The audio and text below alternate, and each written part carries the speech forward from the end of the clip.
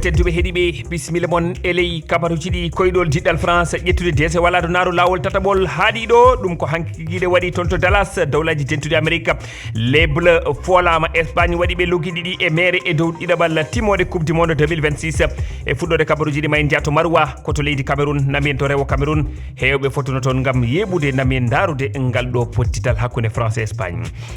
ɗo e Sénégal miijoji e jiyande ana cirti alhaali gartol biyeteɗo Macky Sall o laamima leydi ndi fodde duuɓi sappo e ɗiɗi omo hani artude ɗo aljuma garowo o yiidan e hoorejo leydi ndi hono Bassirou Diomaye Faye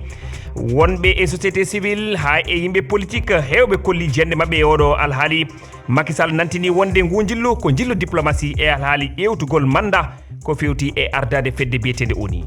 to Mali biyeteɗo Badou Waye hoorejo kiiɗɗo fedde hirsoɓe dabaji jeeya to tonka e nder diwal Tombouctou o warama altine faltiɗo yeeso ɓesgu makko ɗum holli kabaruji kanko watti yimɓe nayo waraɓe e nder ngal diwal e guila lewru sappo e goo ɓuuri hitande faltinde hoɗuɓe ngo wuro noddi laamu Mali nde sincata toon d'accorde konu koɓe e ngal diwal saabu de ngakkede kisal tedduɓe bisimilla won on calminama on juurama on jettama bisimilla mon e ley kabaruji ɗi folotiro coupe du monde 2026 e diɗɗal France jooɗima hanki Espagne fooli ɓe loggi ɗiɗi e mere ko e dow pottital ɗiɗaɓal timmode ngal Espagne fooli fuɗɗude ha worti to Dallas dawlaji dentude Amérique to Maroua e nder diwal ceɓɓitiɗo rewo leydi Cameroun hewɓe kawtuno darugol ngal pottital ɗiɗaɓal timmode yoga kolli bettere mawde o alhaali Rufa Baba Chouariwa no wonduno e mabɓe keɗoɗen jantore makko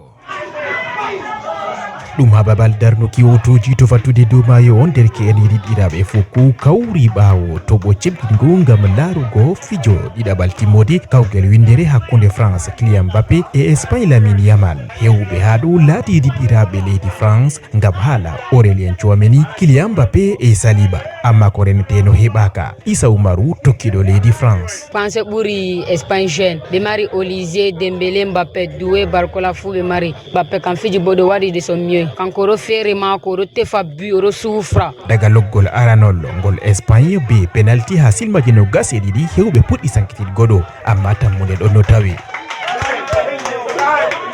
ha yebre ɗiɗabre Kylian Mbappé ɗon no rene bana bo waɗum gam lornuki potal amma ha silmaji capanɗe jowi joytati Pedro ɓeddi loggol